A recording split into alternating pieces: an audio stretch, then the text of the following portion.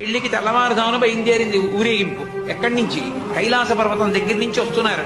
గవాక్షంలో నిలబడింది మేనకాదేవి నారదుడితో కలిసి. ఒక్కొక్కళ్ళు వస్తున్నారు. అబ్బా వెలిగిపోతున్నాడు, ఆయనేనా మా అల్లుడంది. కాదమ్మా, సూర్యుడు దిక్పాలకుల్లో ఉన్నాడు. ఆ వెనకొస్తున్నాడు. ఎవరో బాబాయ్ నల్లగా ఉన్నాడు దున్నపోతు మీద, ఆయన ఎవరే? మీ అల్లుడు కాదు, బెంగపెట్టుకోడు, యమధర్మరాజు గారు. ఆ వెనకాతలబ్బా చల్లగా ఎంత బాగున్నాడో, ఎవరు? చంద్రుడు, మీ అల్లుడు కాదు. ఈయనెవరోనయ్యో చాలా అందంగా ఉన్నాడు, ఎర్రగా ఉన్నాడు, కాంతులీనుతున్నాడు. బ్రహ్మగారు. ఈ అల్లుడి దగ్గర పురోహితుడమ్మా, పెళ్లి చేయడానికి వచ్చే బ్రహ్మగారు ఆయన మీ అల్లుడు కాదు. ఓ అలాగా, ఇతనెవరో నీలమేఘశ్యాముడు, చాలా అందంగా ఉన్నాడు. శాంతాకారం భుజగచైనం పద్మనాభం సురీశం. అమ్మా, ఆయనకి మీ అల్లుడికి భేదం చెప్పకూడదు కానీ ప్రస్తుత మీ అల్లుడు కాదు. ఆయన వెళ్ళిపోయాడు. ప్రదోష వేళ అయిపోయింది. రాడు వెడుతూనే ఉంది ఊరేగింపు. వస్తున్నారు మగపెళ్లి వారు. అలా ఆఖరికి ఒక ఆయన వచ్చాడు.